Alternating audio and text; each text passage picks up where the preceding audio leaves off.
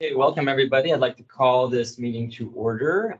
Thank you for those who are present here in person as well as online. This is the regular board meeting, January 2024 of the West Basin Municipal Water District Board of Directors on a nice rainy day, but we love the rain here in the Water District, don't we? Absolutely. That's right.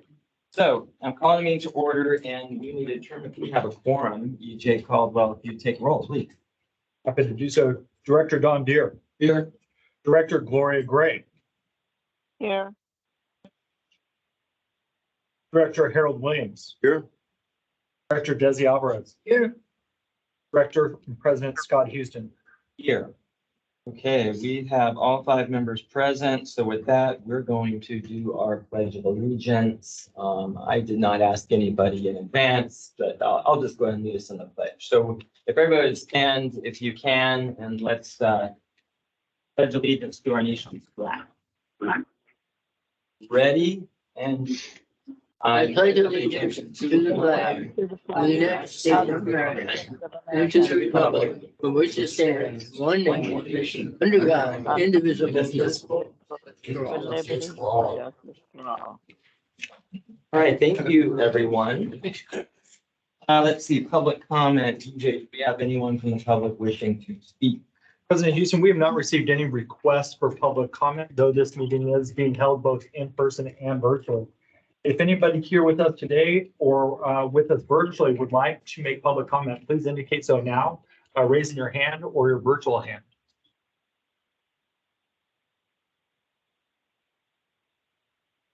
President Houston, I do not see any requests for public comment.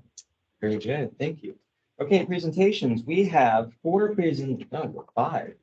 We actually have 5 presentations technically today. But anyway, we're going to go into presentations. So the first 2 items, we're doing some recognitions in advance of February. Our board meets at the end of the month. And so we are preparing for February. So with that, next month is Black History Month. And West Basin is delighted to, of course, recognize that. And I'm going to go ahead and read a proclamation from our board of directors. Then I have another one I'll read, and then we'll do a photo of the board on those. And then we'll go into some check presentations. So with that, and I think this is extremely important.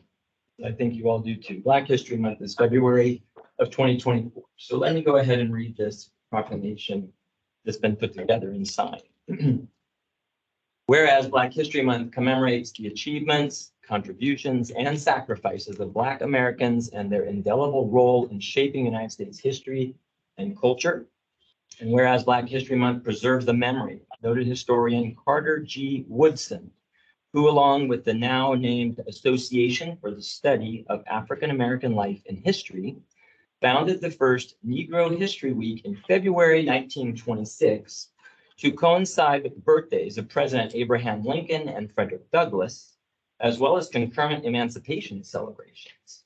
And whereas Black History Month acknowledges the influence of the Civil Rights Movement and the growing awareness of Black identity in the 1960s, that resulted in President Gerald Ford officially designating February as Black History Month in 1976, and urging Americans to, quote, seize the opportunity to honor the too often neglected accomplishment of Black Americans in every area of endeavor throughout our history, end of quote.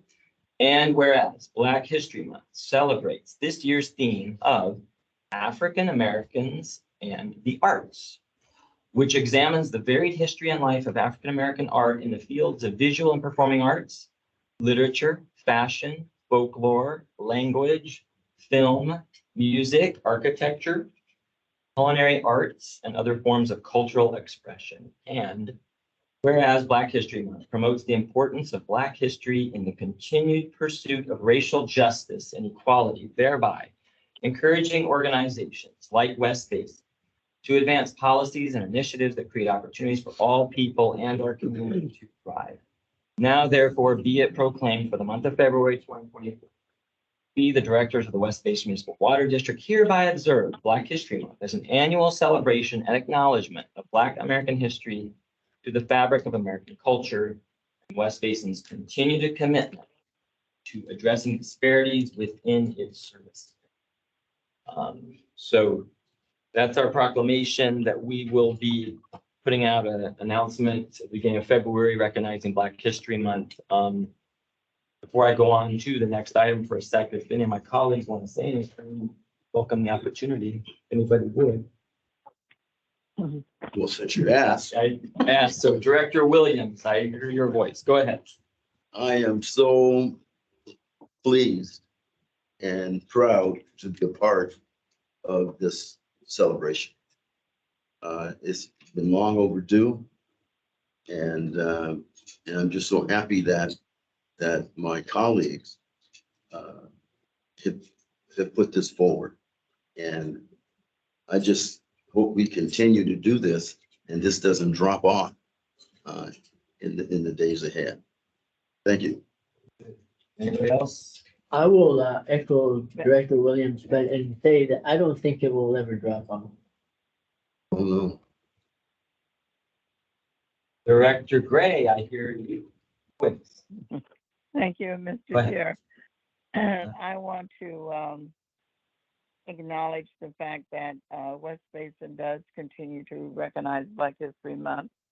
But I think it's really important to note that it's great to recognize it, but it really is important to know the meaning of it. And I think maybe it's an individual meaning, but it's, of course, you've read the resolution, and I think it's part of you know, thinking that Black History Month is very important, not just this month, but throughout the rest of the year, has to do with our DEI, diversity, equity, and inclusion. And so I think that we should also focus on not just the fact it's Black History Month this month, but to carry out in our policies and programs those opportunities for everyone as it relates to diversity, equity, and inclusion. Thank you. Great. Thank you, Director Gray. Director Peer, want to say anything? I just want to say I agree, and I'm proud to be part of the board that's so advanced. Made this proclamation year after year for many years already. West Basin Board is a good example of diversity and continue to do a great job of the leadership. Thank you. Thank you. And I will also just echo what's been said. And I think a couple things. One is we have a diverse board, and we're all honored to serve. And we have a really diverse geographic region and community. So wonderful that we have so many different groups within our service area. But every year, yes, I think it behooves us to make sure that as a public agency, we announce and honor Black History Month contributions and always be a good partner to those who are families. So thank you for that, everybody. And I'll go ahead and read another proclamation that we have that happens in February. This one is for National Engineers Week. That is February 18th, 24. So this one reads as follows. Whereas National Engineers Week was founded by the National Society of Professional Engineers in 1951, and whereas National Engineers Week is celebrated each year in conjunction with President George Washington's birthday, as he is generally considered to be the nation's first engineer, and whereas National Engineers Week is dedicated to ensuring a well-documented, diverse future engineering workforce by increasing understanding and interest in science, engineering, and technology careers. And whereas National Engineers Week is observed by a coalition of more than 70 engineering, education, and cultural societies and more than 50 corporations and government agencies. And whereas National Engineers Week is focused on the theme, Welcome to the Future, which celebrates today's achievements and paving the way for a brighter and future in engineering. Whereas National Engineers Week is recognized by West Basin Municipal Water District to spotlight the engineers of various specialties employed by the district and fulfilling critical jobs to ensure a reliable, economical, and accountable operation of the district to meet its mission. Now, therefore, be it proclaimed on these, the 18th through the 24th days of February 2024, that we, the Board of Directors of West Basin Municipal Water District, hereby join those organizations in celebrating and acknowledging the contributions to quality of life that engineers provide and the promotion of the importance that technical careers and education have on the nation's future during National Engineers Week. And so with that, I'll open it up to my colleagues as well. If you have anything you'd like to say or add for National Engineers Week, we get ready for that later this month. Anyone? Well, You got an engineer right there. and Go not ahead. just an engineer, but a civil engineer. Because George Washington is the first civil engineer, not just an engineer. Because back in the day, it was the civil engineers or the, I guess you could say construction, and for some, the demolishers of infrastructure, engineers were there. And who put it back together? Engineers. So who became the first president of the United States? Engineers. All right. It's clear.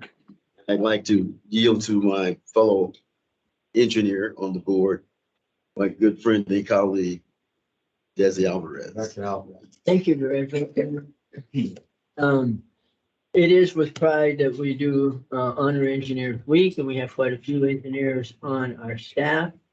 And they should all be recognized for their wonderful work.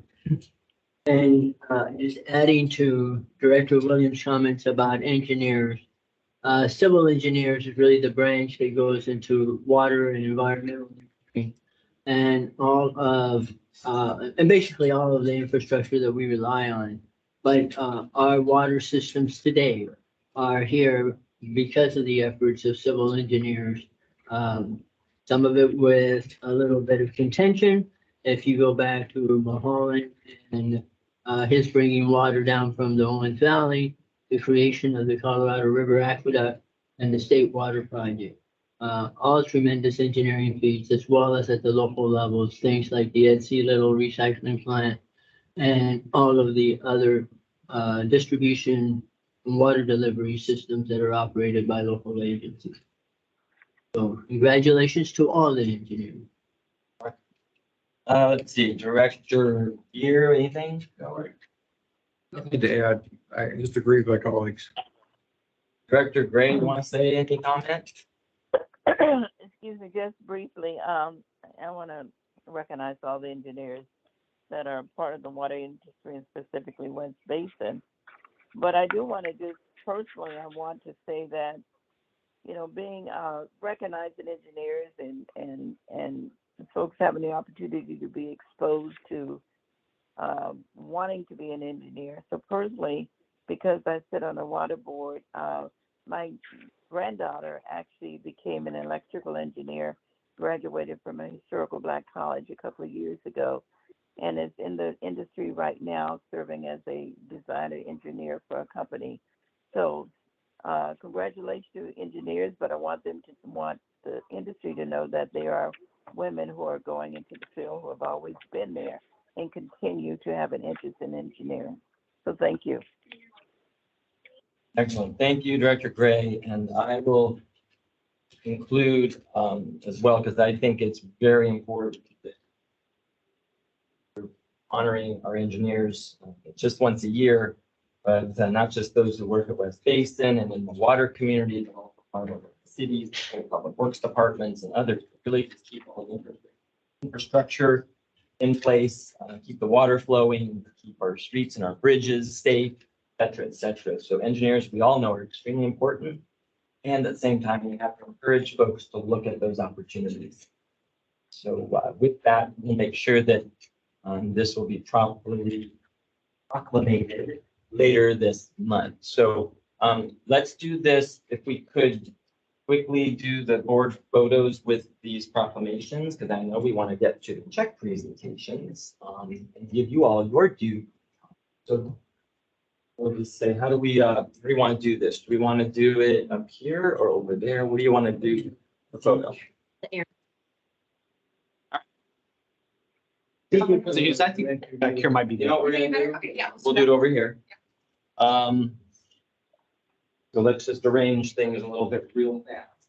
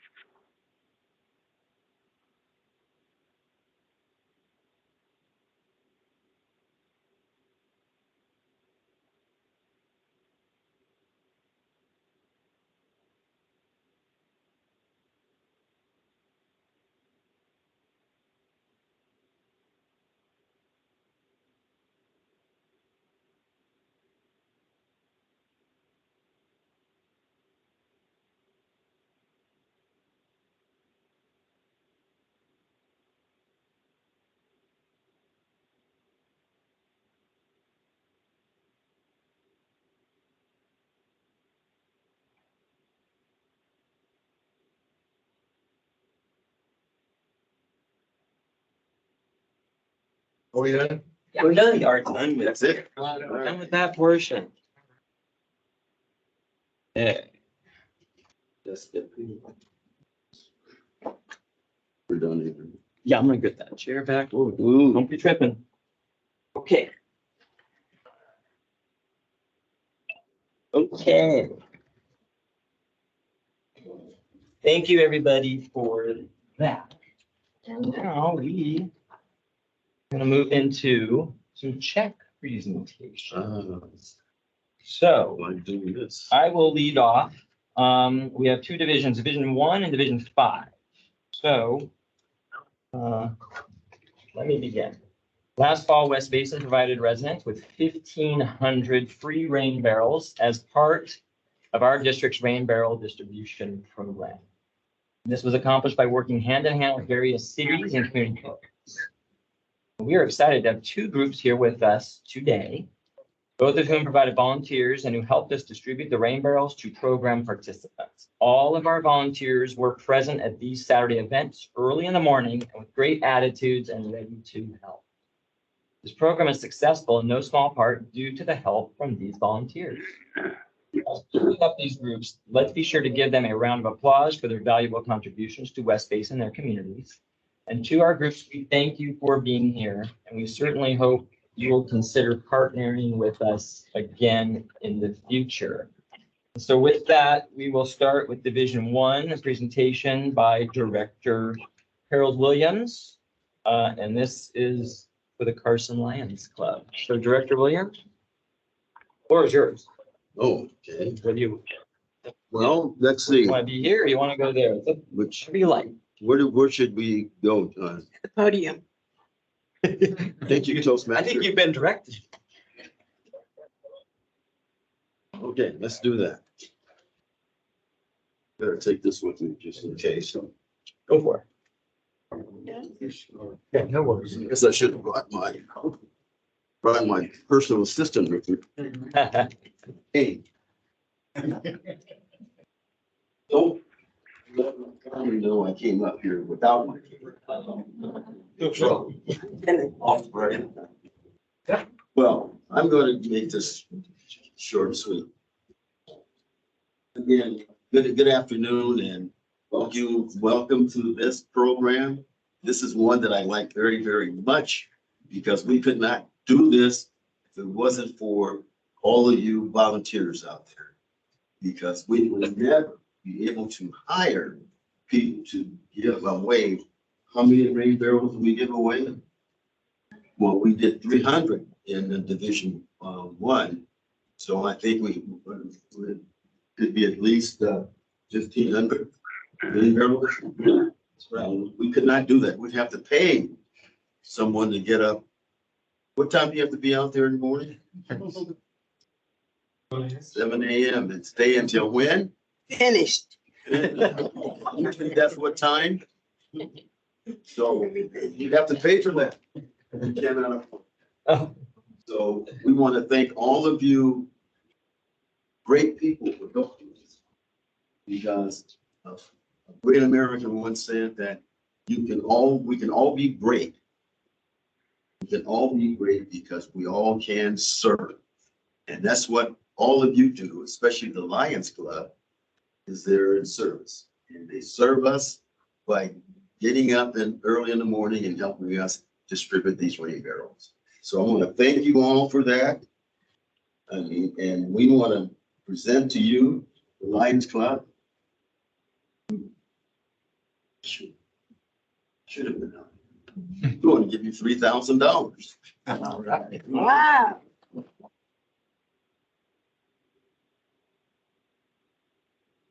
Thank you very much for that, and we're going to show you how much we appreciate it. We're going to take your picture. Okay, we want to do that now or wait for the next group?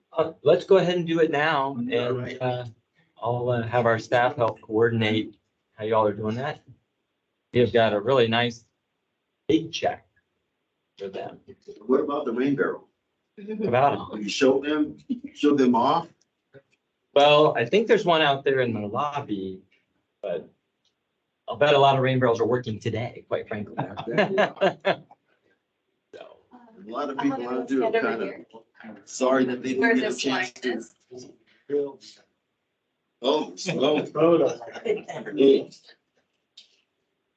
this right here. look at that. Madam. Check, please. Yeah. And then Step up to the, right here, where this line is. step up to the tape. There you go. Level. Perfect. Oh, okay. Sounds great. Stand in front. Now, hold on, If I have to. hold on. Make sure you get that. You guys adjust that thing. So it needs to stand on the floor, sorry, if I may, just How's the people come around behind? That's not a problem. little, you might go down a little. Go a little lower. There you go. There. And maybe you guys stand a little tighter in the middle, back behind them. There you go. Then, okay, Perfect. I'll count to 3, ready? 1, 2, 3, 2, 3. And 1, 2, 3. And we'll get a close up on you guys. Amazing, and we are. All right. All right.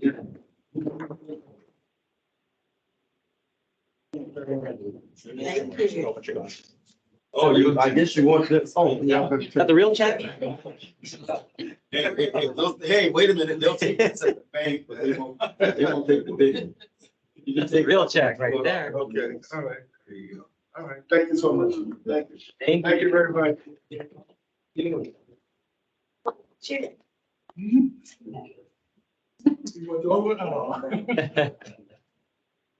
Okay, so I want to say thank you very much to the Carson Lions Club. We truly appreciate you all helping us out. And now we're going to go to Division 5. Director Deere has a presentation to his nonprofit partner. So with that, Director Deere, the floor is yours. Thank you. Good afternoon. I'm Director Don Deere and I represent Division 5 of the West Basin Service Area. I would like to welcome the next group of volunteers. This is a Rotary Club, Hawthorne, LAX, Lennox. October 7th, this group was a big help to us in distributing 300 rain barrels to local residents.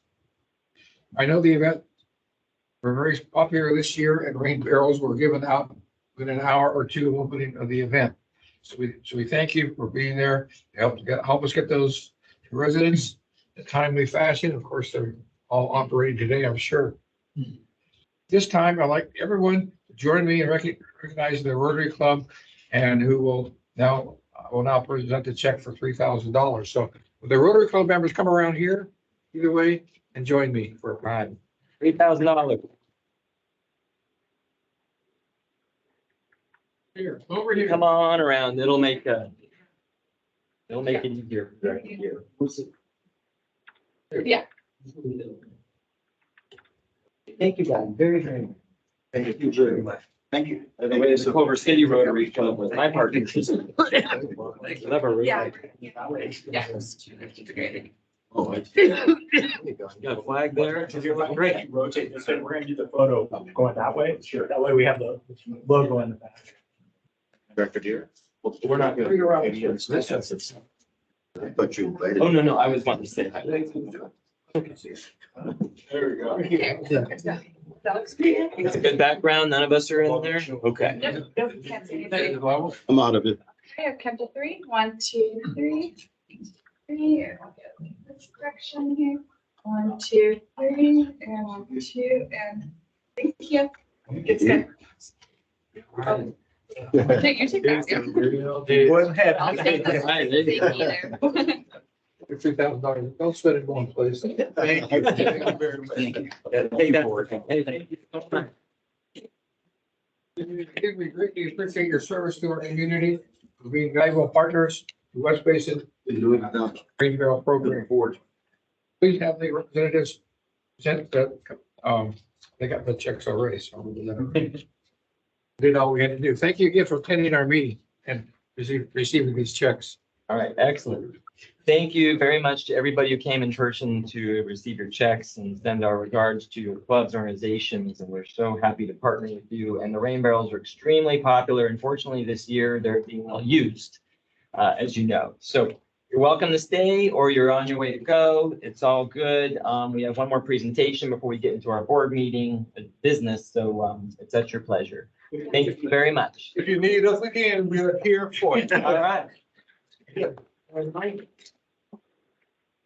So with that, our last presentation, item D is in dog in Los Angeles County Water. If you would introduce this item. Yes, President Houston, I'm very excited to have this presentation here today. As you mentioned, item 5D is the Los Angeles County Water Plan. And for this presentation, we do have Lee Alexanderson, the senior civil engineer from LA County Public Works. Welcome. All right. Yeah, thank you for having me aboard. Thank you for having me, West Basin. I'm happy to be here. And I don't come bearing a check, so I don't have money right now, but hopefully I can convey this, what the water plan is for the county as a whole. And speaking of all the rain, I was looking at our daily rain gauges, hourly rain gauges. Director Williams, you're winning out right now, 2.64 inches last 3 days of rain, right in Rolling Hills. So that was really impressive, even higher than some of our dams up in the San Diego Mountains. So you must have got a good cloud burst last couple of days. So yeah, again, thank you for having me. This is about the LA County Water Plan. It's a deeply collaborative and vast engagement initiative that the Board of Supervisors for the county recently adopted on December 5th, 2023. And what the water plan is looking to achieve in the region as a whole is a long-term strategic guiding document for the county for water resiliency. And the vision of the water plan, I was noticing it's very much aligned with your mission back there with safe and reliable water. The water plan vision, it articulates a shared, inclusive regional path forward to sustainably and equitably achieve safe clean water resources for LA County. And I like the last portion. It's not LA County unincorporated areas. It's not just LA County flood control district area, just the southern half of the county. It's the county as a whole. It's looking to create resiliency for every community, every resident within the county. And the more I thought about water, and I know it's contentious, I've been thinking about, especially water in LA County, it's like a family quilt, right? Over the last 2 centuries, everyone stitched together this water system. We have wastewater, we have water supply, we have flood control, stormwater quality, all sorts of water. And just like a family, some folks get along much better than others, and everyone's built their own piece of the quilt. And so where we are now and what the water plan is looking to achieve is it's not looking to recreate any urban water management plans or stormwater master plans or watershed plans. It's looking at that quilt, and wherever the pieces are worn out or just never addressed, those are the gaps that the water plan is looking to address moving into the future. Okay, next slide. And water plan, it stands on the shoulders of other plans that come before it. So we have the R County Sustainability Plan, which was LA County's first ever sustainability plan, adopted in 2019. One of the key initiatives of that was develop a countywide water plan. And then there are other initiatives that have occurred more recently. There's Infrastructure LA, which is a forum for high-level infrastructure executives to talk about the region's needs. That way there's a cohesive voice when it comes to funding policy for a region as a whole. We have the Safe Clean Water Program, which provides much needed funding for multi-benefit and stormwater quality projects. There's the local water resources plans, and then integrated regional water resources management as well. It takes all those efforts, and again, it's not duplicating any of those efforts. It's standing upon the shoulders of them to help see further into 2045 for the county. Okay, next slide.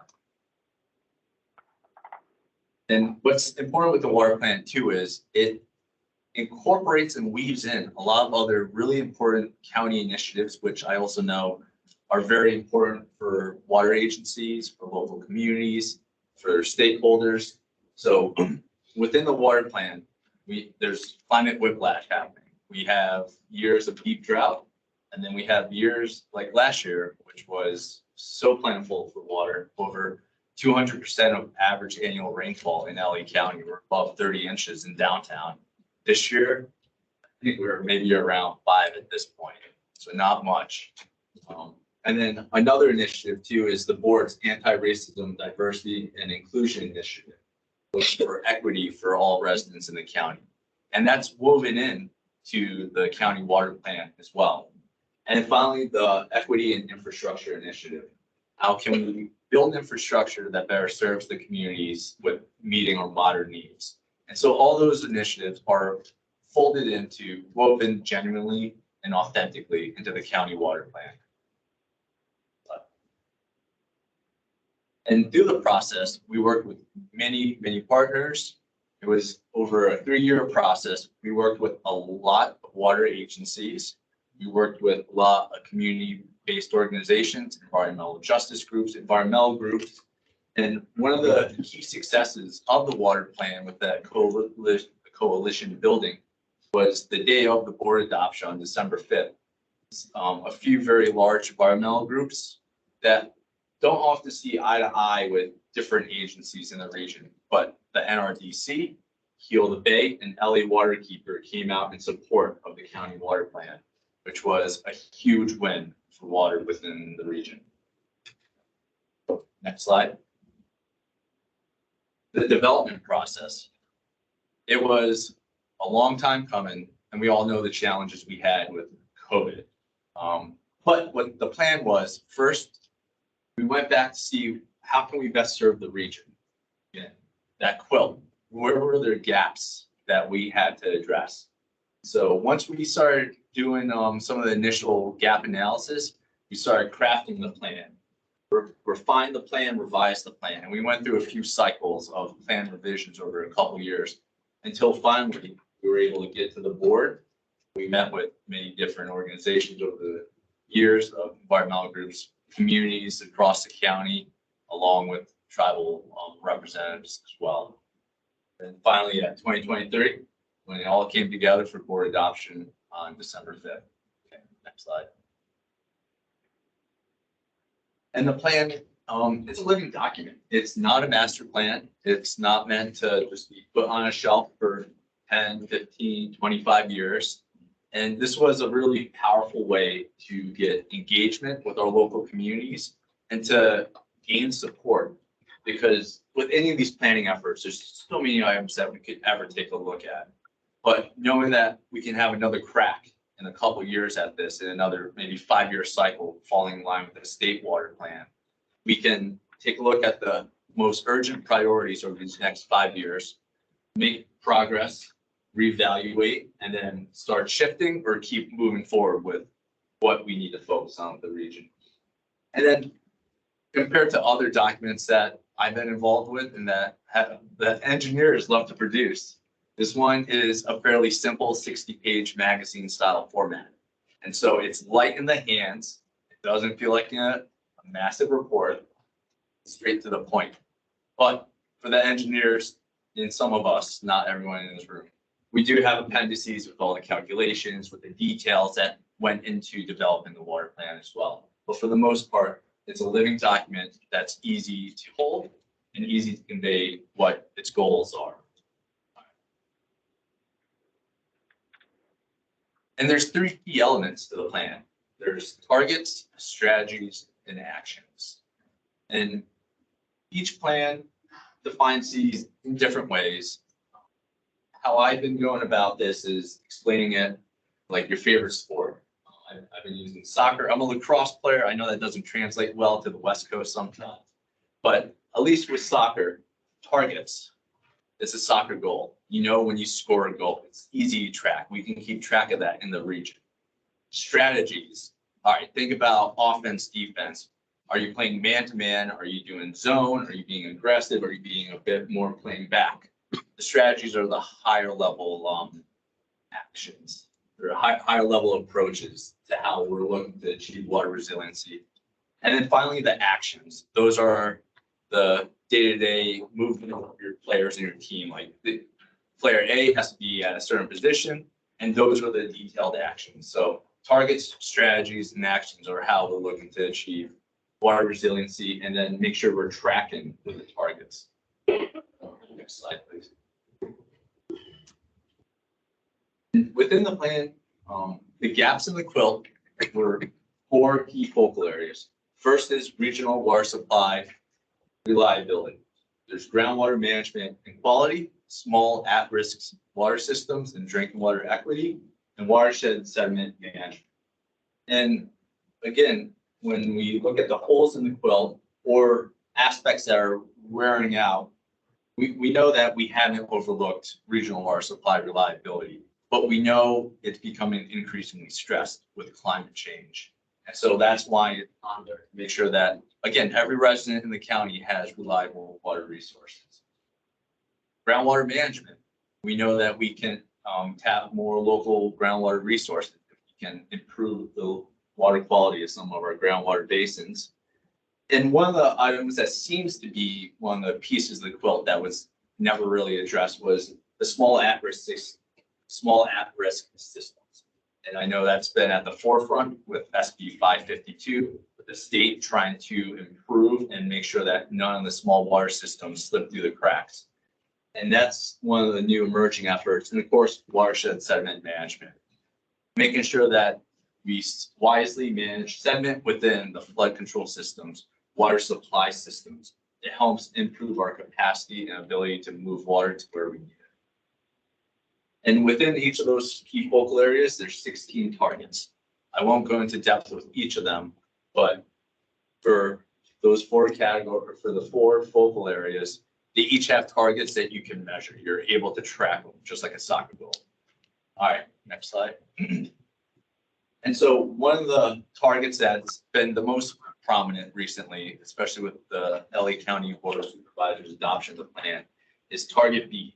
It's looking to increase local supply sources by 580,000 acre feet by 2045. What that means is essentially a doubling of our locally sourced water supply in the next 20 years. Right now, local supplies for our region are about 40%.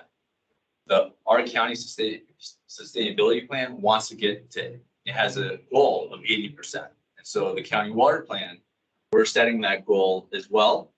And we're on our way to that because again, local supply sources, it's stormwater, recycled water, gray water. There's a whole variety of sources. And we know, especially with Metropolitan's key agencies, there's the pure water SoCal. And that's going to contribute a lot of recycled water to the region. But that's also going to involve a lot of partners. And that's what the county water plan is also looking to make sure that everyone's on the same page. If the water is coming from the sanitation districts of LA County, then it needs to be conveyed and Metropolitan. And then how we get that into the ground, spreading grounds, it seems to be the best option at this point.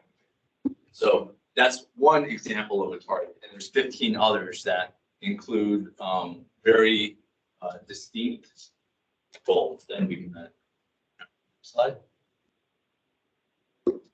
And to achieve the targets, there's the 14 strategies. These are the higher level approaches that we can take to help hit those targets. There's a variety and it's small, it's not meant to be read. So, but if you go to the next slide, so of those 14, when we start looking at that regional water reliability, that look of sourcing 580,000 acre feet from within LA County, we see that this one, there's a lot of ways to get there. We can improve groundwater quality. We can create more interties between our different systems to ensure that regional water supply reliability. And I should note, with the water plan, we want diversity with our water supply. We know that we don't always get rain down here, and we know that imported water is important to balance our overall water supply as well. And so all of this together, the portfolio of water will help get us water resiliency. And so as you dive into the plan or look into it, ask me questions, the water plan will have more details, much more description about all these different strategies along with the targets. But that's generally a snippet of how you get one of those high level targets. And those are the actions that can be aligned with those to get us to 580,000 acre feet. All right, next slide. And again, we have the strategies and actions, and then we also have the other local regional efforts. And I mentioned Pure Water SoCal. That's one of those other regional efforts that we're not going to duplicate. We're going to piggyback on and work together collaboratively. And when we start looking at the region as a whole, we start hitting the county water plan targets to ensure that we have that resiliency for all our residents. Next slide. And as we start moving forward towards implementation of the county water plan, it was adopted by the board about a month and a half ago. And again, the big item was getting 580,000 acre feet of locally sourced water in addition to what we currently have. And there's smaller 2-year implementation action plans that staff and task forces are expected to start focusing on some of the most pressing needs in the coming months ahead. And then finally, it created an area where we could get together, have genuine conversations about our water problems, our water successes, and what we ought to be focusing on the next 5 years ahead. And so with that, we're excited to see where the water plan goes. And again, we're thankful for West Basin being part of the process as well. And again, thank you for having me here today. Excellent. All right. Thank you, Lee. We really do appreciate you being here. And so I'm going to go ahead and open it up to my colleagues if they have any questions for you. So directors, anybody, questions or comments?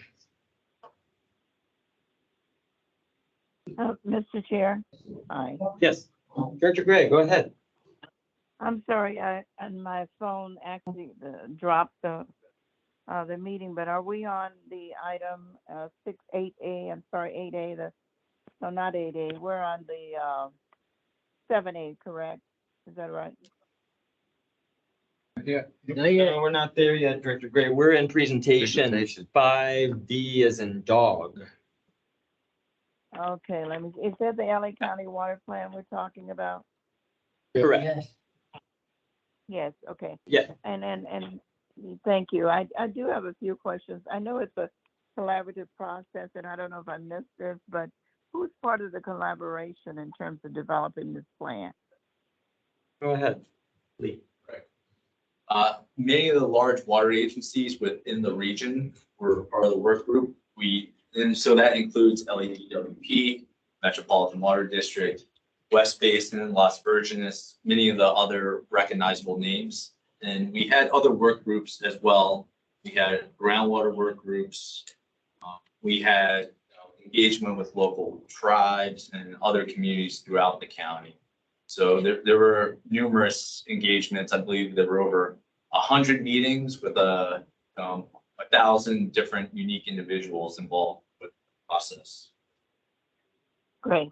So thank you for that. And I'm looking at in the packet, it's on 5D. It says recent county board initiative, and it does say the climate ready communities. And then the second one is anti-racism, diversity and inclusion initiative. Is that part of the county water plan also? Yes, so it's woven in. Those initiatives are standalone efforts by the county. And we're weaving them in, and we're making sure that we're reflecting what the goals and visions of those are with the language of the county water plan, making sure that no communities are being left behind. Now, are those specific goals in the document that we have, or is that something the collaboration is working on? Excuse me, can you repeat that? Are those goals that are included right now in the water plan, or are those goals that the collaboration is working on as part of the plan in the future? Okay, got it. So those other initiatives, their goals have been developed, and they won't necessarily be explicitly stated inside the county water plan, but we do have the resources, and I can certainly point you to them to get you what their goals and objectives are. But they will not be in the county water plan. Yeah, I would be interested to see what those goals are as part of, I'm sure, your discussion in terms of developing any policies or programs for the plan, as well as the equity and infrastructure initiative. I assume you have goals for that particular area also. I believe so. I can look into that and get the resources over to your agency. Okay, well, thank you. If you could provide that information to the general manager, it would be helpful, please. Absolutely. All right, thank Okay, you so great. much, and thank you, Mr. Chair. Thank you. Thank you, Director Gray. Anybody else? Alvarez? Director Alvarez, go ahead. I'll ask you a question. Okay. Hey, thank you very much. I know that there's an awful lot of effort that the county put together in assembling the water master plan here. One of the key things that I saw in your presentation, and I think it was on page 15, was the increase the local water supply. And this is a target by 580,000 acre feet a year. So that's net new water that's being created. Yeah, so it is ambitious, but when we were preparing the water plan, it's based on existing efforts, some additional study. And it does seem achievable. It is, when we start thinking about doubling our local water supply from 4080, it does seem daunting. But it's not a number that was just created to respond. And I agree, it's a very worthwhile target, but a target is just an objective to meet some kind of a need. So in terms of water supply, we have a pretty robust water supply, and our overall water needs continue to decrease, which is good because conservation has given us an awful lot of additional water. So what is the purpose of generating 580,000 acre feet of net new water?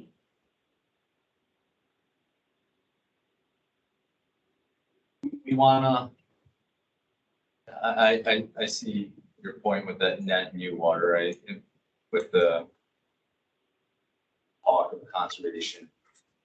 And it's we know demand is going down and population, is surprisingly stable and isn't looking to keep growing as California had seen over the last many years, decades. So I think we're looking to achieve that so we can bolster and safeguard our water supply. Again, just try and diversify what we have. And it's not to completely let go of imported water. Because again, that's very important, especially from the regions where it comes from. And so that 580, it looks achievable with the amount of stormwater that we don't capture right now that could be captured with the amount of recycled water projects in the pipeline. So we're setting that goal. So the region has, so we know where we can be heading. When you looked at this, and I think you probably did, but maybe you could address it a little bit further. Did you guys you looked at climate change and what that's gonna mean in terms of water supply? Yes. As we move forward over the next 40 to 80 years and the effects of climate change become more prominent? Right, yeah, and back in 2016, a study I was involved with, the Basin study, we looked at climate projections out to 2095. And so what we're seeing was stormwater over the coming decades and rainfall, I guess rainfall was basically the same with all the different climate projections we were looking at. And what was happening, the peaks were getting peakier. And what we're realizing is we have to catch more of the flash from the future with the storms that we're seeing. And then also I know there's been the publications out at UCLA and they talk about the climate whiplash. And that's been more prominent with the lingo over the last few years with the really wet years and then back to back with the drought, a couple of years of deep drought. And so we know that our efforts of stormwater that we have been capturing on average about 200,000 acre feet. Last year it was about 600,000 acre feet of stormwater. So we had all that rainfall over 30 inches in downtown. We know that we have to become more effective with that to help safeguard the local water supply. Thank you. Yeah, but yeah, climate change. We're considering that because we know that's the X factor playing into this. Anything else? Thank you, Lee. I don't really have any questions, but just a couple of comments at the end. I just want to say, first of all, thank you for coming down here and presenting this to us. Obviously, most of us in our world know that this happened, but the general public does not. So it's really good that you're out here informing the district, and then it gets out into the folks that do attend these meetings, et cetera, et cetera. So thank you. And then I just would say the three things that you all highlighted, and I think that, that's where we're at too. So resilience, of course, is number one in our area. Resilience is what we've been talking about all this past year at West Basin. Equity, of course. And I think that that's huge because no one should be left behind. It's a very big, yes, diverse county, but physically, geographically diverse too. Right? From the coastal area out to Lancaster and Palmdale and all these other far-flung places. So it's a huge county. And not every part gets the attention same way. So that's tremendous. It's built in. And last but not least is collaboration. And I think that that's what I've seen even over on the water board here is a lot of us used to look at things in our own silos. And fortunately, that's changed dramatically in the last handful of years. And I think a big part of that's by necessity because we've had 2 historic droughts in the last decade, 10 years. Public is very much with us on how we approach the future, but the water districts and different agencies cannot operate on their own and potentially have stranded assets. So at least for what it's worth, I think collaboration is tremendous. And it's good the counties sort of put this together to help, in an overarching way, allow us to prepare for the future. So for what it's worth, I think that you already know that probably have West Basin's support and cooperation. That's how we can be a good participant in this, as we all work on this. So thank you again for being here. Greatly appreciated to you and the Public Works Department and the Board of Supervisors and what you all are doing. Thank you. Thank you. Thank you, Lord. You got it. Okay, so. Round of applause. Thank you. Thank you for being here. All right, so with that, items too late to be agendized. Up here. That's correct. Consent calendar, we have items 7A through G. And I would entertain a motion to adopt these all in one vote unless anybody has any polls. I'll move that we adopt the consent calendar in its entirety. Motion, Second. we have a second.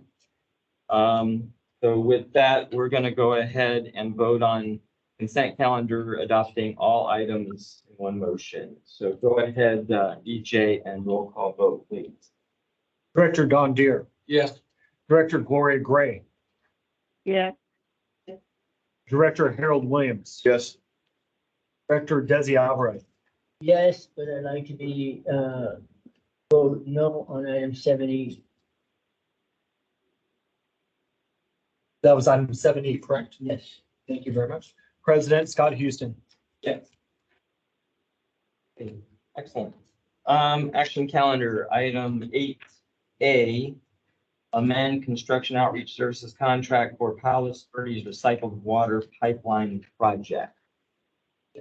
Yes, thank you very much, President Houston. The item before you, item 8A, amend construction outreach services contract for the Palos Verdes recycled water pipeline project. This item was discussed at the monthly engineering and operations committee and was agendized for the public information and education committee. However, that last meeting, the POD meeting, was actually canceled due to lack of quorum. So for this presentation, we have Daryl Ramos Young, our communication specialist 3. Thanks, EJ. Good afternoon, President Houston, members of the board. Staff is presenting this agenda item to provide a status update on construction outreach progress, to request additional funding and a time extension. The contract scope of work would remain the same. So if we go ahead and turn to the packet page number 23, we all know that the Palos Verdes recycled water pipeline project includes approximately 3.5 miles of pipeline, new pipeline extending West Basin's existing recycled water distribution system through the residential neighborhoods and commercial areas of the city of Torrance and Palos Verdes Estates. This also includes a pump station that has capacity of 500 gallons per minute to provide that extra boost to pump the water up to the Palos Verdes Peninsula. And we're connecting 7 new customers in both cities to the pipeline. If you take a look at packet page number 24, this is a good illustration to show the terms and the timeframes for the outreach contract in the color blue. Did I get my packet pages I wrong? didn't find it myself. Yeah. Then let's go back. We're on page 100. Oh, I have the old packet. That's why. Okay, And then There we go. Presentation. Thank you. Have it, but. Start Back on page page 122. 100. What is the, Page 100. staff report starts on page 100. 120. Okay. Perfect. I apologize for that. No, no worries. Thank you. So you can see this is a visual representation of the terms and the time frame for the outreach contract in blue towards the top. And you can see the alignment of the contract with the construction consultant contract awards below in that peach color. With the original expectation for the pipeline and pump station to be completed in December 2022, Morikawa Communications was selected through a competitive process to develop and implement a proactive community outreach plan. West Basin entered an agreement with Morikawa Communications in October 2021 for a term of 21 months, concluding on June 30th, 2023, as you can see by this alignment. In March 2023, the agreement was extended for an additional 15 months or through September 30th, 2024, due to the extended project permitting construction groundbreaking schedule. No additional funding was needed at that time, since pre-construction communications planning work is a minimal part of this contract. The bulk of the outreach budget is dedicated to implementing communications tactics just prior to construction and during construction itself. The types of outreach activities are described in that darker blue band underneath the construction timeframe. But during this whole time, the activity was very irregular. We'll get a better sense for the activity on the next slide. So we can advance the slide one more. We can see that the expenditures for the construction outreach program track accurately to the required level of effort needed to support the project construction schedule today. So you can see that it's a little bit cut off on our screen, but the horizontal axis shows the dates of received invoices over the past 2 years, and the vertical axis shows the invoice amount.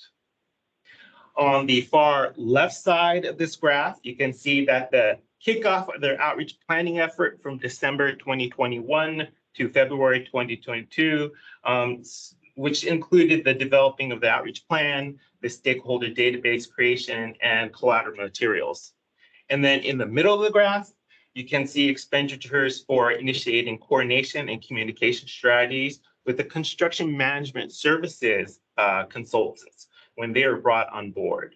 And at this time, we were basically providing the project update presentations to the stakeholders, like cities of Palos Verdes Estates and the city of Torrance, our partners Cal Water and the PV Golf Club. And then on the far right of the graph, within 5 months of construction groundbreaking, expenditures reflect the fast and furious outreach activity pace to establish awareness of the project over the 3.5-mile alignment and to issue time-sensitive follow-up pre-construction public notices when construction started at the end of August.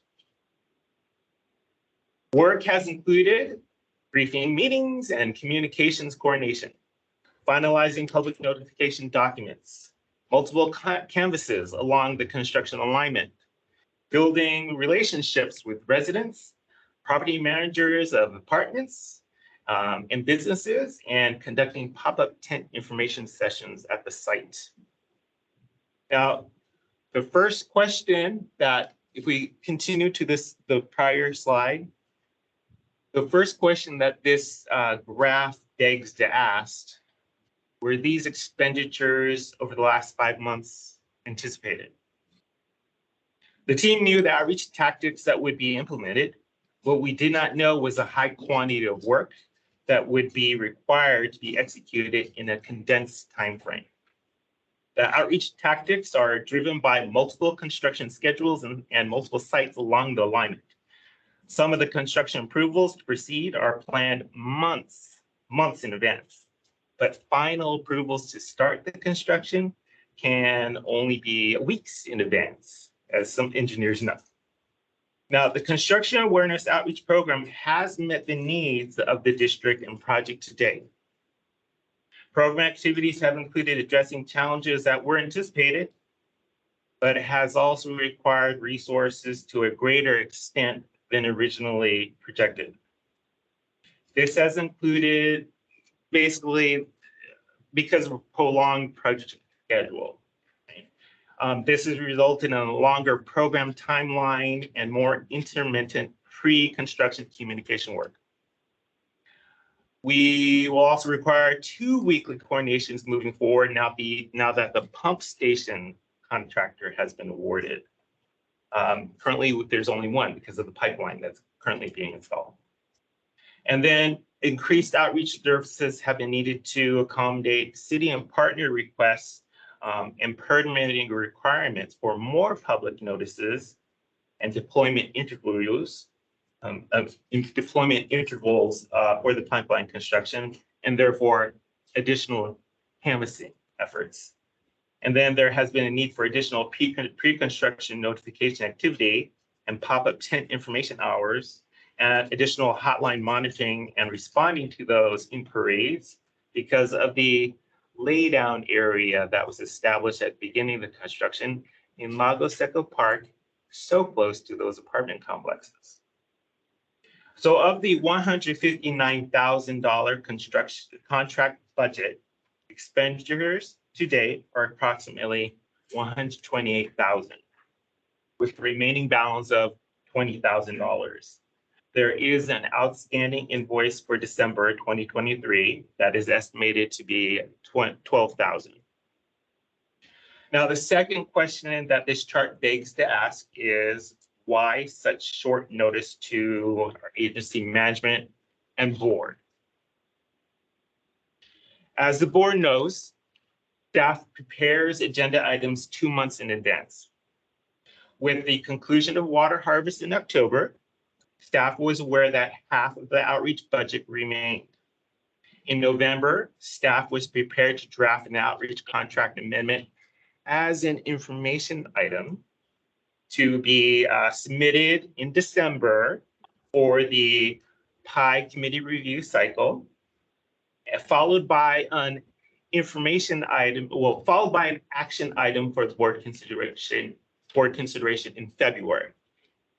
So in December, as a draft memo was being written, outreach services invoices for September, October, and November were received within a 7 day period within December, remember. Therefore, the draft January information item needed to be changed to an action item instead. That's where we are today, unfortunately. Current project management of the consultant is rigorous and will be more rigorous. So this inconsistency of communication and invoicing does not happen again. Future expenditure spikes can be anticipated, especially for the pump station construction, which still has to launch, the Pacific Coast Highway Anza intersection pipe installation, which still needs to take place, as well as the Palos Verdes Estate pipeline installation, which is still pending for most of the alignment. But expenditures will not be as high since the full alignment notification has been completed already and stakeholders are fully aware of the project currently. To keep upcoming expenditures in check, staff will heighten project management oversight, continue and improve communication with the Office of the General Manager, and will require proactive advance planning and approvals from the consultant team. So with that, let's advance to the next slide. So we can see that the Morikawa Communications continues to meet the work scope detailed in the construction outreach contract, which includes the following. These are done. Develop construction awareness plan. Develop stakeholder database is also done, which we're relying on. What will continue is the communications collateral. The development is done. They just need to be revised and updated depending on what public notification is going out and pending the construction schedule and all the parking and work times approved by the cities. They will continue to conduct stakeholder outreach. They will staff community information hotline, and they're going to continue to conduct neighborhood pop-up tent information sessions as needed. And then the final part of the contract is to write and submit the final program report. Okay. The next slide will show in a little bit more detail what needs to be done. And this includes the canvassing of the Pacific Coast Highway and the Palos Verdes Estates pipeline installation. The pump station is also coming online too, so we'll have to conduct canvassing for that. because the laydown area canvassing and public notification took place way back in August. And now with the pump station still pending, we will have to remind folks on the other side of the park, there's now activity going to be happening over there. So they're not surprised. Number two, complete pop-up tent information sessions for the boundary trail, pipeline installation, and the pump station. So like informal business hours. So people that are park users or trail users can actually have some face-to-face contact with their consultant, find out greater details about when areas are going to be closed, how long construction is going to take place, what's the implications of parking, things like that. And then the last one is to continue to monitor the hotline and respond to resident business owner concerns. Okay. I think the next slide is a good visual representation of where these things are happening along this pipeline alignment, because as you all know, it's very complex construction schedule alignment with different sites that have to be addressed as far as communications with the residents and the businesses. So the pump station at Lagos Eco Park, where it's going to be something that we want to be really engaged with, because of the prior concern of the location of the pump station earlier. And there are many users of that park, from the casual park users, families, to the garden clubs and the Riviera Little League. The Pacific Coast Highway ends the intersection, which is a major commercial area that includes Sprouts, Farmers Market, and Michael's, and Walgreens. And of course, it's a major corridor for many people in the South Bay. And the last area circled in the green on the Palos Verdes Estate side is a half-mile pipeline installation, which is another major commuter corridor in the peninsula. So, and although this map conveniently shows a sequential number progression for the new customers that are coming online, the construction outreach is jumping back and forth depending on when construction is approved to proceed. So our team is doing ping pong ball dance along this alignment. So another reason why this is such a complex outreach program. So the next slide. As a result, staff is offering the following recommendation to the committee and board. And that is, staff recommends that the board authorize general manager to enter into an amended agreement for the construction outreach contract W2290A1 with Murakawa Communications to continue construction outreach services in the amount of $95,900 plus 10% contingency of $9,590 for a total of $105,490, and a new construction contract total amount not to exceed $254,550, and to extend the term of the agreement W2290A1 by additional 3 months for a new end date of December 31st, 2024. The additional 3 months extension will accommodate any changes to the construction schedule and time to submit the final outreach summary report. And no, staff will not be approaching the board for more money for construction outreach services in the future. Staff has calculated that this dollar amount is appropriate to fulfill all outreach services in the outreach plan to the end of the current project construction schedule. So with that, I'd be happy to answer any questions. Okay, thank you, Daryl. And with that, I'll go ahead and open up the floor to a question from directors. So, anybody who'd like to go first?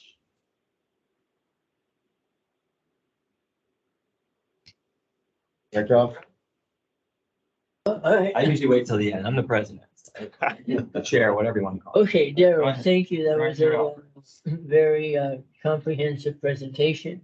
Really appreciate it. And I really appreciate your commitment that this will not be brought back to the board for any additional funding. That is commendable. Thank you very much. That's it? Okay. Anybody else?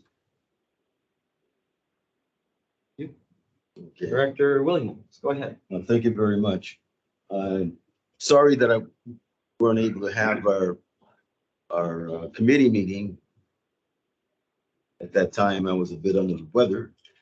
But what I've heard, and the manner in which the report was delivered, that and we have not heard any comments from the board. I thought we'd hear more, but since we haven't, it sounds like the report is online. I mean, on time. Everything is moving well, and we received the comments from our staff that almost giving a guarantee that there will be no additional costs.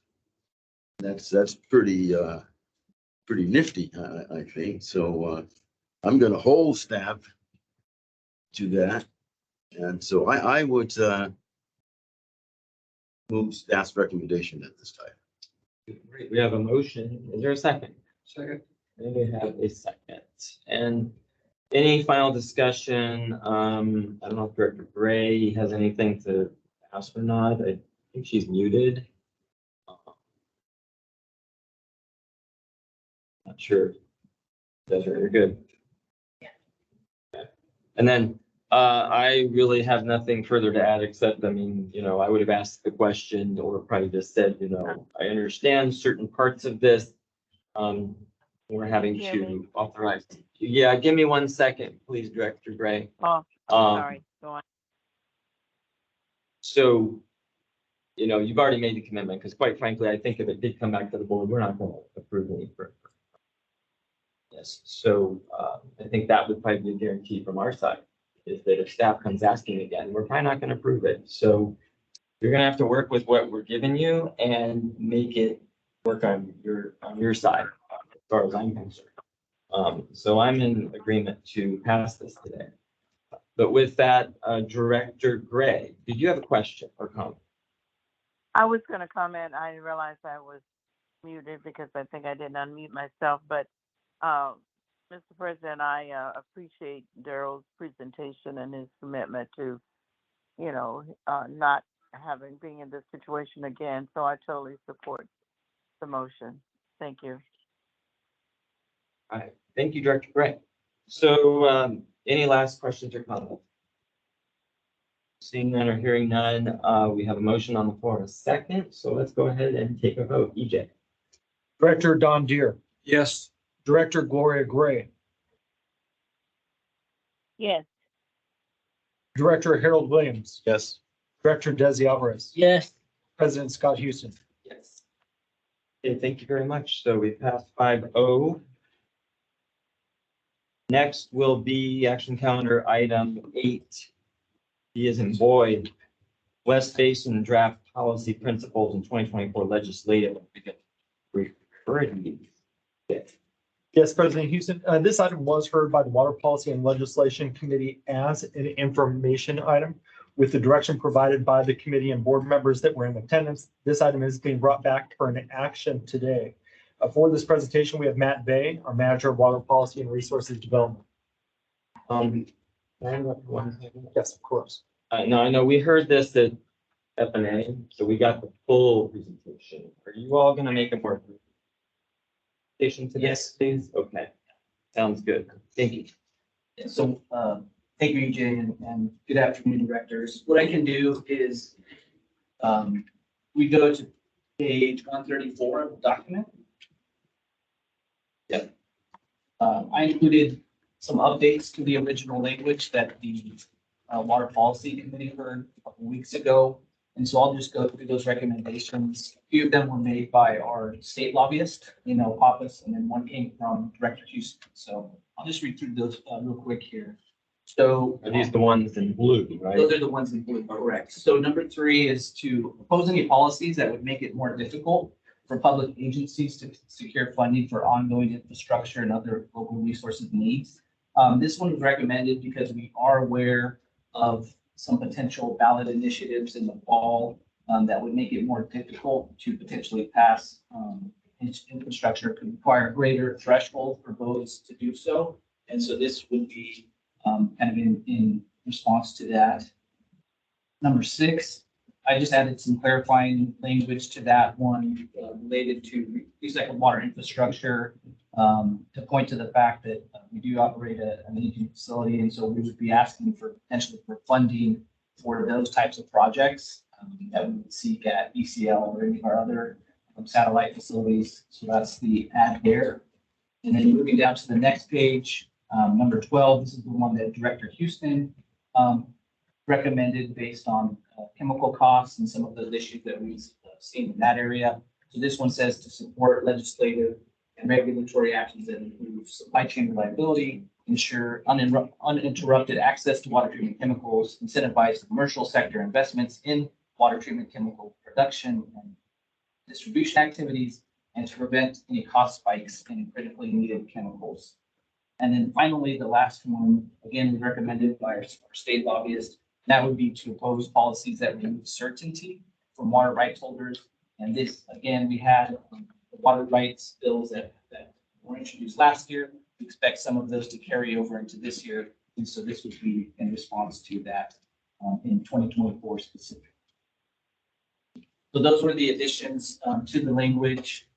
Happy to go into any other detail or answer any other questions that you have, but otherwise staff would recommend adoption of these policy principles and legislative priorities. Plan would be, if you do so, would be to put that information on our website, to produce a kind of a summary booklet that we could take with us when we meet with our delegation, and to look for other opportunities to share that information as we go about the district business. So with that, I turn it back over to the board. Thank you. Thank you for the abbreviated version of that. So why don't you, if you could, Matt, just read the recommendation officially for us so we can open up. So one sentence. I'll do it. Okay. Recommendation. Staff recommends the board adopt the proposed policy principles and 2024 legislative and regulatory priorities. So with that, are there any questions or further comments at this time from any of the directors? Director Albrecht, go ahead. I have a question regarding the additional language that was proposed here, item number 13. Can you elaborate a little bit more on what that is insinuating at? Yeah, I think, like I said, last year, there were a number of bills that were introduced in the state legislature that really were widely opposed by the water industry in general. We didn't take any positions on those bills last year. We are not as directly affected as some of those other agencies are, but we did want to put this recommendation out there for the board to consider. Because there are some occasions when Metropolitan Water District could be impacted. And so this would be kind of a way for us to come alongside them if they would have any specific legislation that they would want to oppose, that they might ask us to join with them. I'm a little bit concerned. I know you spoke in generalities, but there were several water bills that were introduced last year. None of them made it through the legislature. But amongst them were water bills or bills. They're not necessarily water bills, they might be big government bills that sought to better understand the nature of water rights.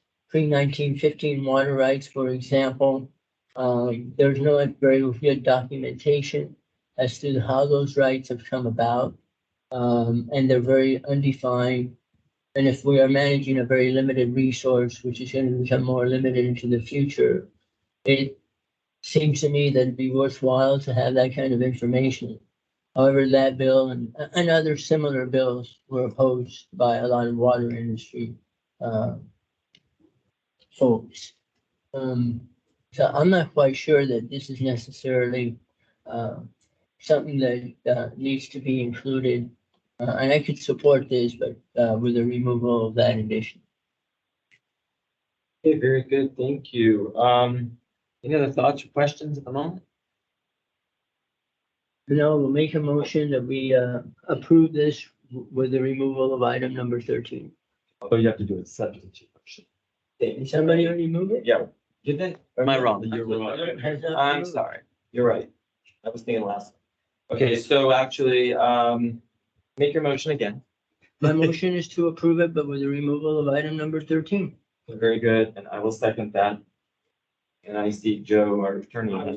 Just gonna make one comment. I do anticipate there being a number of new bills this year on water rights. And I think what you were saying, Director Alvarez, is a good point. And I do think there's heavy participation from Aqua and NACWA and a number of other groups, including Metropolitan. And the devil is in the details on these bills. So there's a lot of good ideas of which I think will need to be worked on. So it's probably a good idea to bring them back individually to the extent that you want to take a position.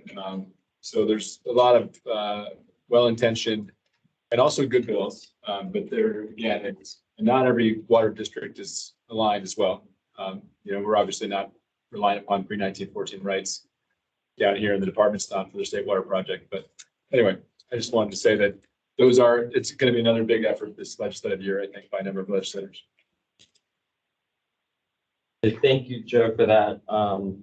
And I did second this because I agree with Director Alvarez on this one. I think we should look at any of these things that may impact us individually along the way. Broad, though not to paint ourselves in a corner on the policy priorities as listed. But with that, I think staff did a great job with the original list because we talked about it, let alone our water policy, as well as these additions that were made. So thank you very much. Any other questions or comments? Director Gray, did you have any questions or comments? Or you're good? No, thank you. No. Oh, okay, very, very good. Okay, so hearing none, we will go ahead and vote on the motion, which staff note exclude number 13, correct? Correct. Go ahead, DJ. Director Don Deere, Yes. Director Gloria Gray, Yes. Director Harold Williams, Yes. Director Desi Alvarez, Yes, President Scott Houston. Yes. Thank you, Matt, very much, and thank you to NPA. Well, helping us out there, we appreciate that. Okay, item 8C is in cat, annual board reorganization. And Mr. President, or Chairman, or whatever you are. I'd like to make a motion that would save some time by encompassing all the offices as we have in recent years and rotating them. So I would like to move that we nominate Director Alvarez as president, Director Williams as vice president, Director Gray as treasurer, myself as secretary, and as Director Houston as immediate past president. And I also would move that we maintain the same staff members as deputy treasurer and deputy secretary. Second. okay, President Houston. well, hold on. I know what you're gonna say on that, but we have a motion on the floor and a second. So with that, I know EJ, please, you had a comment.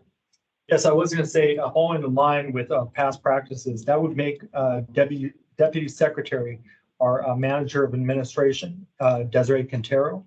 And I also want to note that our deputy treasurer, that would be Wendy Nakamura, who is our interim manager of finance. So noted. Is that okay, Director, in your motion? Yeah, we had the staff change. So with that, we do have a motion on the floor and a second. I doubt there's any discussion, unless anybody has anything to say at this minute. And so with that, let's go ahead and take a vote. EJ. Director Don Deere, Yes. Director Gloria Gray, Yes. Director Harold Williams, Yes. Director Desi Alvarez, yes. President Scott Houston. Yes. All right, very good. That motion passes. So we have rearranged our board and we have a new president, Director Alvarez. Thank you. Congratulations.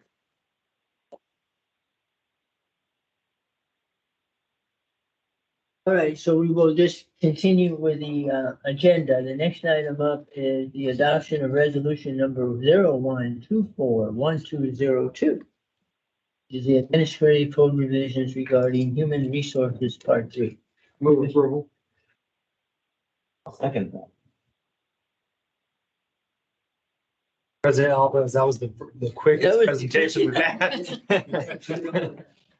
We're gonna move this quickly. So So that's not reflecting on me. it's not me, reflecting on you whatsoever. So let's have a vote on that.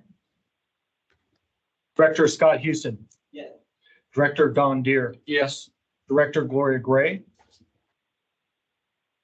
Yes, Director Harold Williams. President Desi Alvarez. Yes. I have a question right now. We also have the West Basin Financing Corporation. That meeting needs to be called to order for the next item. No, it does not. My understanding is that we would do that separately at the conclusion of this meeting. All right, so then moving on to the next item, which is I just recommend that we make it allow Director Williams to add on to that vote when he returns. oh, okay. In the meantime, we can come back to Director Williams, but moving on. The next item is adoption of resolution number 01241200. Resolution number 01241201, financial policy. Yes, thank you very much, President Alvarez. This item was heard by our Finance and Administration Committee. And for this presentation, we do have Wendy Nakamura, our interim manager of finance, and Sandra, I apologize. Good afternoon, board. I am here to adopt resolutions for our updated financial policies. West Basin Municipal Water District contains several financial policies within its administrative code. As required by the policy and as best practice, staff periodically reviews these policies to update them for changes in federal and or California laws, preserve financial flexibility, and to continue effectively managing and safeguarding West Basin. Staff has reviewed West Basin's investment policy and debt management policy and recommends that the board adopt the resolution. To assist in the review of the investment policy, staff requested its investment manager, Chandler Asset Management, to provide suggestions, additions, and or changes. The red line showing the suggestions, additions, and or changes is included in attachment A. District Council has also prepared a resolution to incorporate the changes into the administrative. If you would like, I can read the changes, or you can see them outlined below. Can you tell us what exactly were, and maybe just explain that outline if that's all we're doing? Those are the changes. First changes was to section 4-1.209, item M. Add language to exempt the limitations placed on asset-backed and mortgage-backed securities from securities issued by, guaranteed by specific or by specific federal agencies or issuers. Basically, in the policy, we refer to section F and G, which is U.S. Treasury and federal agencies. The next item. Hold on, so. I mean, I heard the language, but what limitations are we placing? So there was a new regulation by the California government codes to exempt, well, there was in place exemptions for federal agencies, but those exemptions have been lifted. And in our policy, sections F and G, we refer to federal agencies and U.S. treasuries. And we just wanted to include those exemptions within this language in this area. So we're not exempting anything, we're adding? Per the code, they wanted to add, apologize. They wanted to, for our policy, we wanted to reference section F and G into Okay, these so- exemptions. Okay, I get you. All right, keep going. The next item, section 4-1.210A, add language regarding collateralization for certificates of deposits and bank deposits. We wanted to add language to our policy to let our bank of BMO and accounts with our banks that are holding our CDs, Malaga Bank and City First, that they must adhere to collateralization requirements. We felt this was prudent because we are also looking to open 4 additional CDs for our small community bank programs. So we wanted to emphasize that they must follow these collateralization requirements. The next item, 4-1.221L, was removal of the definition of indenture. That is being removed because we do not refer to it in the policy. The next item, 4-1.221X, was to add the language to the definition of maturity. This is to reflect the maturity shall be measured from the settlement date to final maturity. When an investment is purchased, you have your settlement date, your transaction date, and your final maturity date. So we wanted to add language to make sure that those dates are measured starting from settlement date as opposed to transaction. The final 3 items are section 4-1.221BD. Removal of the definition for qualified public depositories.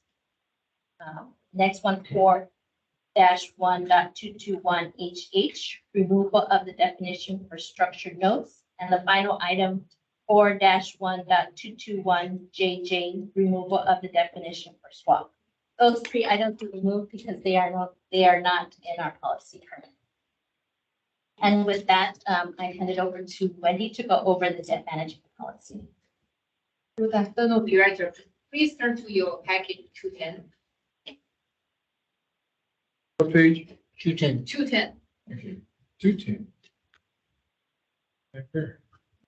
As Sandra mentioned earlier, the reasons for the annual review of the financial policy are to keep the policies up to date and then to reflect all the changes in laws and the best practice. So for that policy, there are only 2 changes on the debt policy. And then staff already reviewed it. Also, we had asked our financial advisor, PFM, also review the policy after our review. 2 changes. Number 1 changes is we changed the executive manager of finance to chief finance officer throughout the whole section of the policy to reflect the current organization chart. The second change you can see is on your board package, page 238, which is we removed the swap. As Puerto Rico, we were told to cancel the swap policy last year. So therefore, in the debt policy, we actually need to delete this part. That is the only 2 changes we made to the debt policy. If there are no questions for the policy update, I will read the recommendation.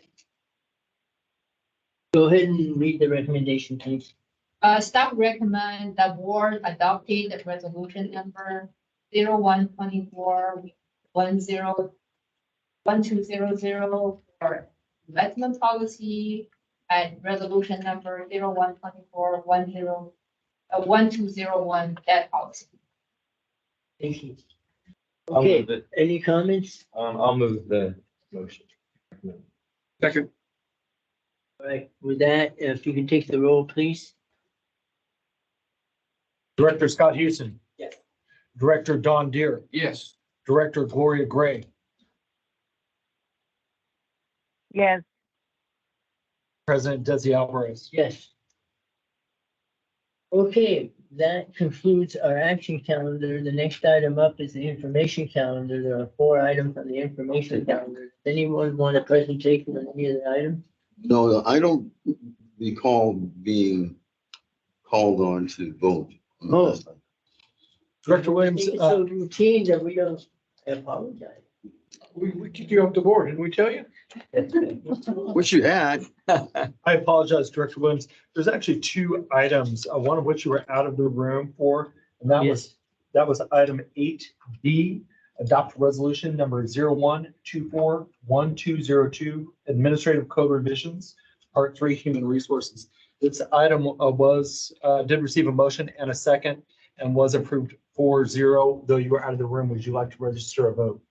Yes. And then just for the record, I wanted to make clear that item 8E, adopt resolution number 01241200 and resolution number 01241201, financial policies, did receive a motion and a second and was approved 4-0. Would you like to register a vote? Yes. Thank you. And I apologize for the error. Well, apologize. Sorry about that. Sorry. Just don't let it happen. Just kidding. Okay, so moving on to the information calendar, there are 4 items there. Does anyone need a presentation or can we move the information calendar in its totality? Move to receive the file item 9 in its entirety. All right. I'll second it.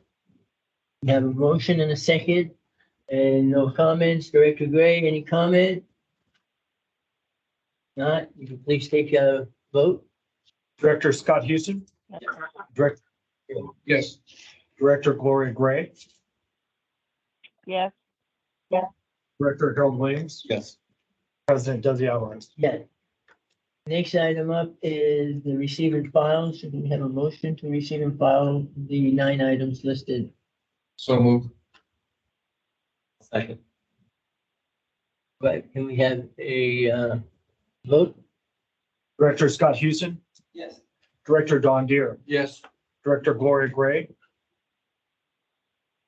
yes, Director Harold Williams. Yes. President Desi Alvarez. Yes. Next item is the general manager's activities report, and we have received a written report. It's fairly comprehensive. Mr. General Manager, is there anything else you would like to add beyond your written report? Yes, President Alvarez, I did want to mention 2 things. First and foremost, I want to say thank you to Gus Meza for helping to organize the presentations today. Obviously, our rain barrel events always go off without a hitch. I've never seen an issue.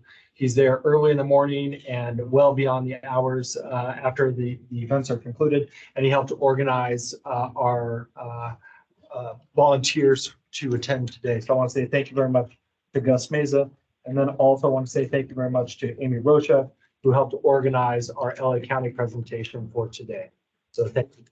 Is the amount of $3,000 a new amount for the group? The amount has always been based off of the number of rain barrels distributed, but it is parsed out between the 5 different divisions. Okay, well, thank you. Does anybody have any questions of the general manager? If not, we'll move on to the general counsel's report. Nothing for open session. Okay. Then moving on, AB 1234, reporting compliance. Any board member have anything to report? Director Houston. Sure, real quick, since our last board meeting, CRUA overlapped. So on December 12th through the 14th, I attended the CRUA conference in Las Vegas. And also on January 5th, I attended the El Segundo Unified School District Richmond Street School ribbon cutting. They had asked me to be there and presentation along with a proclamation at their new facility. And so I was there on behalf of Basin. By the way, along with Almir Tsuchi was there and a number of other dignitaries. So anyways, that was great. So with that, nothing else to report. Thank you. Thanks for Director Houston. Any other board members? Yeah, Director Deere. I want to compliment Director Houston for his work this year as our board president. He did a great job. I think he's a true asset for the board. We appreciate it. Okay, so moving on, the next item up is a closed session. So, General Counsel, would you like to introduce the closed session item? Then we'll be going into closed session. Sure, as a public announcement, we will go into closed session for the item stated on the agenda, conference legal counsel anticipated litigation for the case. Okay, and with that, we will adjourn to closed session.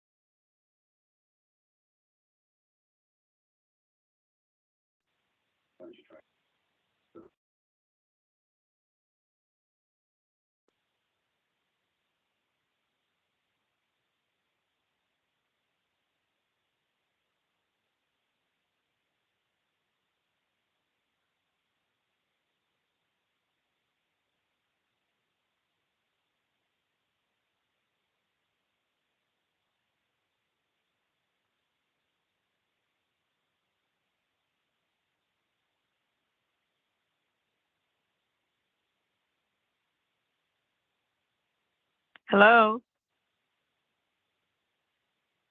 We're coming back, but we're not quite in session yet. All right, thank you.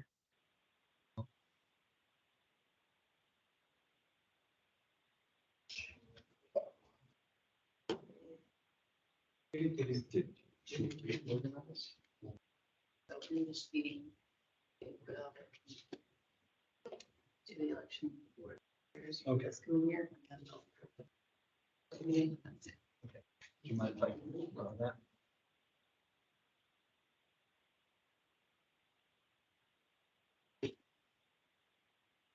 Remember starting work for the city of Los Angeles.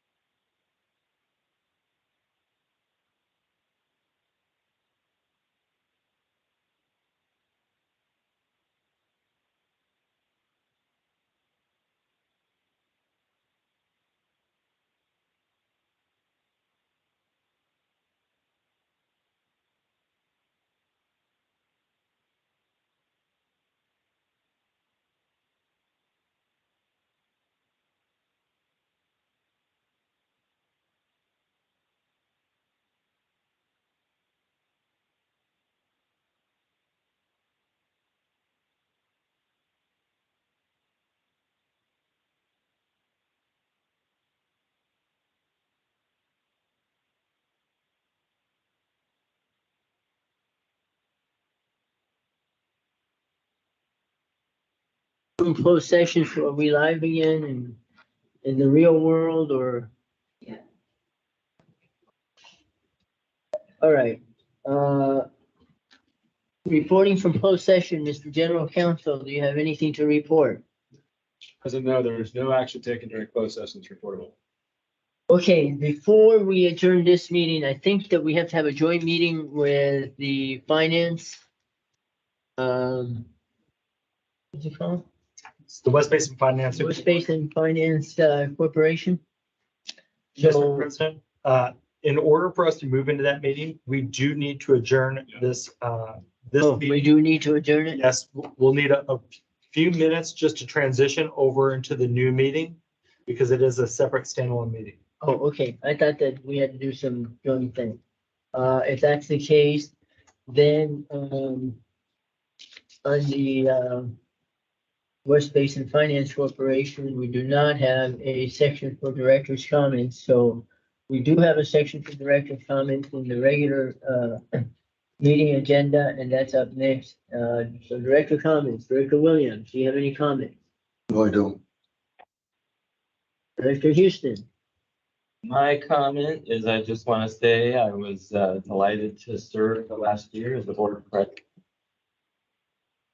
of this agency and doing the work on its behalf, not my title. I really appreciate colleagues getting that opportunity once again, let alone all the staff, hard work. You know, I think had a lot of good accomplishments over the last year, as well as some transitions and changes. But in the big picture, I think we're in a good place. And again, I'm very delighted to serve on behalf of Division 4 and the board. And so I also congratulate Director Alvarez. He gets to take the gavel and the baton because there is a lot more involved in being the president of the organization than the other directors deal with day to day. And so with that, it's his turn. So thank you, and thank you, Director Alvarez. All right, well, thank you, Director Houston. Director Gray, do you have any comments? Yes, thank you. I wanted to say, thank you to staff for all the reports this afternoon, and um, uh, congratulate Director Alvarez on becoming the president, and thank Director Houston for his leadership the past year. I also would like to thank everyone who gave me expressions of condolences regarding Mr. Tibbs' death. I want to thank everyone for the cards and the phone calls and everything that they did to show that they care, and their expression of condolences very much appreciated by me and Mr. Tibbs' family. So thank you very much. And thank you to the Okay. board. I forgot, and thank you to the board for the memorial proclamation and for being there. Thank you so much for being at his service. You're very welcome. Staff. Thank you. Okay, well, I have just a couple of comments. One, want to thank Director Houston for his year of service as president. And thank all the board members for allowing me to serve the board this coming year as your president. One of the things that I have asked for, I think I started asking for it in October. I know I asked in November, and I know I did it again in December, and that was the mid-year budget review. And I know that in the receiving file, there is a fiscal year, half-year financial review. But that was, and I think people understand my intent is that we have a mid-year financial review where there is a presentation, there's an opportunity to discuss the items and start thinking about what are some of the issues that we're going to have to be dealing with as we are starting the budget process, which we're starting now. So I'm very disappointed. I did read the mid-year financial or the half-year financial review, as it's called in the receiving file. But that is not what I had asked for. And I'll go back, I think in October, November, and in December. Starting in October, I have one, reminded everybody in November and in December. So again, I am asking that we have this February. We'll definitely bring it back in February, but let me offer this to you. I will meet with you personally, and we'll talk exactly about the shortcomings of what it is you would ask for. My understanding was based off of what was prepared and presented at the Finance and Administration Committee, very similar to what was done in previous years. And I thought that my understanding was that that had satisfied your request in previous years. So let us discuss that, figure out exactly what you want to be included in that, and we will bring that back to you in February. I think if you go back and listen to the portion of the tape that where I asked for this, you will also hear me in one of those meetings say, I don't want it to be like last year. Understood. And I did read the receiving file item. And yes, there is a lot of information there, but it's not an opportunity to discuss it and to say, why is this happening? What can we do about this, etc. Understood. All my comments. So with that, we are adjourned, and then we will move forward and call to order the West Basin Financing Corporation and special meeting of the Board of Directors. Can we have a determination of a quorum?